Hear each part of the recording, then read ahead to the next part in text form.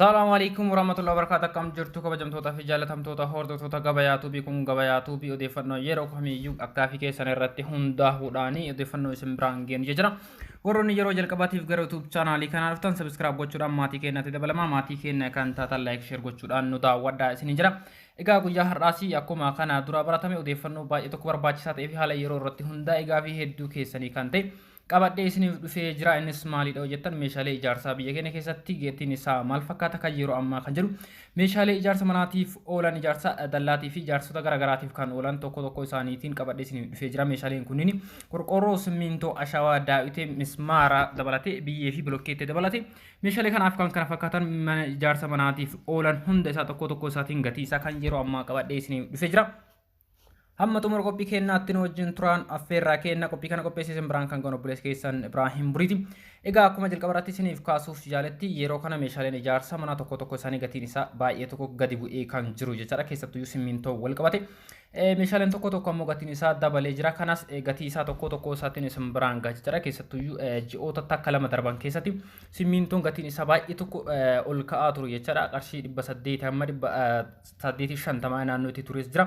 Yeroo kana maal fakkaata maalirra jira kan jiru kallattii maan isin biraan gaha jechaadha. Qorqorroonis gatiin isaa dabaluudhaan wal qabate tokko tokko isaatiin akkuma jalqabarratti isin kaasee isin biraan gaha jechaadha. Fakkeenyaaf jalqabarratti odeeffannoo guyyaarraa qabadhe isin dhufitti yoo seenne qorqorroon jechaadha. Qorqorroon akkuma yeroo baay'ee isin biraan gahaa turetti sadarkaa tokkoffaa lammaffaa hamma sadaffaa qaba.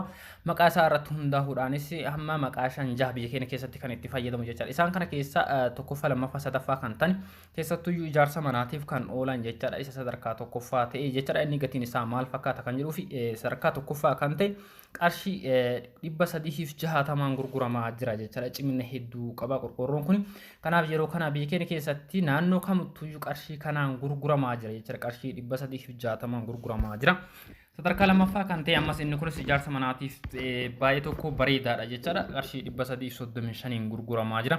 Inni sadarkaa sadaffaa dallaa fi wantoota garaagaraa mana fincaanii dabalatee kushina namoonni baay'een mana irratti miti jechaadha. Kushinaa yeroo ijaaratanii yeroodhaaf jiranii addatti baasanii kan ijaaraniif mana fincaanii dabalatee dallaa fi waan kana fakkaataniif kan ooluun sadarkaa sadaffaa cimina baay'ee kan hin qabne jechaadha. Qarshii 300 fi 20 gurguramaa jira jechaadha. Kanaaf qorqorroon kun sadarkaa baay'ee qaba. Cimina isaa irratti hundaa'uun tokko tokko bishaan qofti kan kukutuutu jira jechuudha. Kan bishaan qofti yoo tuqe kan ciccituutu jira jechuudha. Inni itti aanu ammoo bishaanii fi biyyeen walitti makamanii yeroo tuqan kan ciccituutu jira jechuudha. Inni sadaffaa ammoo tuyyuu wantoota xuraawaa garaagaraa fakkeenyaaf fincaan ta'uu danda'a. Fincaan nama dabalatee fincaan ilbiisota garaagaraa haa ta'u kan beeyladoota haa ta'u wantoota kanaan yeroo tuqamanii kan ciccituutu jira jechuudha. Kanaaf isa kan irraa bilisa kan ta'e cimina hedduu kan qabu fi dafees kan hin ciccinne sadarkaa tokkoffaa kan ta'e kun jechuudha. Qarshii 360 gurguramaa jira jechuudha. Yeroo kana biyya keenya keessatti warroonni mana ijaarrachuu barbaadan gatiin isaa yeroo kana kanaan jira jechuudha.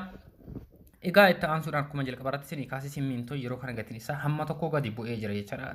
Inni ol ka'aa jedhame fakkeenyaaf biyya keenya keessatti simmintoo daangootii kan jedhamu kun gatiin isaa simmintoo kamuu irra gatiin isaa ol ka'aadha jechuudha. Inni kun yeroo kana qarshii 550 gurguramaa jira jechuudha. Kiiloogiraamni tokko kan ammoo kuntaalli tokko qalqalli lama qarshii 550 gurguramaa jira jechuudha. Yeroo kana biyya keenya keessatti inumaayyuu baay'inaan namoonni barbaadan qarshii 500 hamma 450tti baay'ee bakka itti gurguramtu jechuudha. Magaalaa Finfinnee, magaalaa Adaamaa, magaalaa Shaashamannee, Bishooftuu, Zuwaayii magaalota kanneen fakkaatan keessatti baay'inaan yoo barbaadan kuntaala baay'ee yoo barbaadan qarshii 500nis iddootti gurguramtu jira. 480nis naannoo itti gurguramutu jira jechuudha. Kanaaf namoonni akkasii tokko namoonni akkasitti baay'ee barbaadan yookaan ammoo nama lama sadii taatanii mana ijaarrachuu barbaadan walitti gurmooftanii simmintoo kan akkasitti yoo ajajattanii gatiin isaa baay'ee tokko madaalawaadha yookaan bareeda jechuudha. Qarshii baay'ee sin fixuu hin danda'u. Kuntaala tokko qarshii 550 bituu irra 500 yoo bittan kuntaala baay'ee irratti qarshii baay'ee garaagarummaa qabaachuu danda'a jechuudha. Namoonni waan akkasii barbaadan al takkatti mana ijaarrachuudhaaf simmintoo al takkatti bituu barbaadan yookaan ammoo nama lama sadii taatanii namoonni naannoo tokkotti mana ijaarrachuu barbaadan nama lama sadii taatanii walitti gurmooftanii yoo bitattan qarshiin isaa qarshii 500 iddootti gurguramutu jira. Qarshii 480 iddootti gurguramutu jira jechuudha. Kanaaf namoonni akkana lakkoofsa bilbilaa gara keessaatiin nagaafadha waliin quunnamsiisa yookaan ammoo walitti gurmaa'aatii koottaatiin dubbisaa simmintoo bifa kanaan bitachuu dandeettan jechuudha. Fakkeenyaaf kuntaala 100 irratti kuntaala 100 bituu barbaadan naannoo qarshii 50,000 wayi hamma 60 garaagarummaa uumuu danda'a jechuudha. Kanaaf kanas gamanuma simbeessa egaa simintoo daangooteen kun qarshii 550 naashinaal simintoon qarshii 530 habashaa simintoon qarshii 480 darbaa simintoo qarshii 520 mugar simintoo qarshii 510 jechaadha darbaa simintoo mugar fi habashaan kun magaalaa Finfinnee fi magaalaa Adaamaa keessatti gurgurama jechaadha baay'inaan inni moonis baay'inaan itti fayyadamu irra caalaatti kan itti fayyadaman daangootii fi naashinaal simintoo kana jechaadha fi habashaa simintoo samma tokkotti fayyadamanii kanaaf ogeessonni mana ijaaranis simintoo kanneen kan filatanii ciminnas qaban jechaadha simintoon kunniin kanaaf gatiin isaa kan yeroo kana biyya keenya keessatti ittiin gurguramaa jiru kanaaf akkaata jechaadha. Egaa inni itti aanu ashawaadha jechaadha. Ashawaani yeroo kana naannoo baay'eetti gatiin isaa garaagarummaa hedduu qaba. Naannoo tokko tokko ammarra jireessaan baay'inaan biyya keenya keessatti kan itti gurguramu qarshii 500 jechaadha makiinaa siinoo tiraakiin tokko. Siinoo tiraakii kanaan gurgurama kan makiinaa diimaa kanaan gurgurama qarshii 500 fi 500 gurguramaa jira jechaadha. Naannoo tokko tokkotti qarshii 11,000 hamma 12,000 naannoo itti gurguramutu jira. Isaanis namoota naannoo keessanitti argaman irraa odeeffannoo kanaan alaa barbaadaatee adda baafadhaa isiniin jira. Irra jireessatti kan gurguramaa jiru qarshii 5,500 gurguramaa jira jechaadha. Egaa inni itti aanu namoonni baay'een yeroo dheeraaf deddeebitanii kan na gaafataa turtan daawwitii kan balbalatti galgalu balbala manaatti galu jechaadha kan immoo of argaa. Gosa lamaatu jira akkuma yeroo darbe viidiyoo 6-4 dura isin biraan gahetti kan mul'isuu fi kan hin mul'ifne fakkeenyaaf alarra dhaabbattee yoo keessa laalte kan mul'isuu danda'uu fi keessa dhaabbattee alarra gad laaltee kan mul'isuu danda'utu jira soolaarii jedhameetiin kan gurguramu jechaadha. Inni itti aanu immoo alasa dhaabbattee keessa isaa arguu dandeettu keessas dhaabbattee alasaa arguu hin dandeettu jechaadha. Inni kun kan mul'isu kun qarshii 1,700 gurguramaa jira kaareen tokko jechaadha. Kaareen tokko qarshii 1,700 gurguramaa jira. Inni mul'ifne kun kaareen tokko qarshii 1,900 gurguramaa jira jechaadha bakka baay'eetti.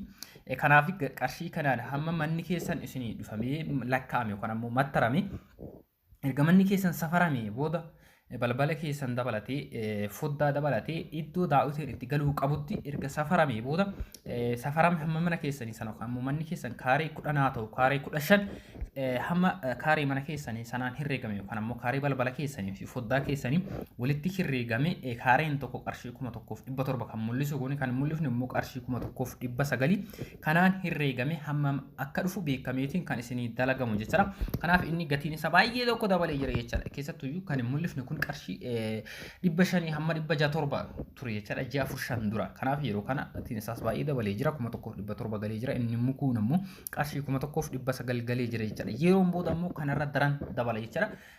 Akkuma fakkeenya namoonni baay'een na gaafatanii gara keessaatiin isinii deebisee ture sibiilli balballi ittiin dalagamu qarshii garaagarummaa qarshii 400 hamma qarshii 300 dabalee jira jechaadha kaaree tokko irratti. Kanaaf isas viidiyoo itti aanu irratti sibiila balbalaa fi kan dallaa gatii isaa meeqaan akka dalagamaa jiruu fi diizaayinii isaa qabadhee isin dhufa viidiyoo itti aanu irratti na hordofaa yookaan ammoo viidiyoo itti aanu irratti na eegaa isiniin jecha. Kanaaf kana fakkaata jechaadha. Inni itti aanu naannoo tokko tokkotti biyyeen manni itti fakkeenya mana mukaan ijaaramu biyyeen manni itti godhamu yookaan manni dhuqqeen manatti dhahamu biyyeen isaa hin bitama jechaadha. Fakkeenyaaf naannoo jalli lafaa ashawaa ta'etti biyyee achi qottee lafa kan kee yookaan lafa manatti ijaartu irraa baasu irra biyyee raasaa irraa bitama jechaadha. Kanaaf biyyeen kun gatiin isaa baay'ee tokko dabalee jira jecha namoonni baay'een na gaafataa turtanii. Makiinaan tokko qarshii 3,800 fi 4,000 gurgurama jira jechaadha. Kanaaf gatii isaa baay'ee tokko dabalee jira.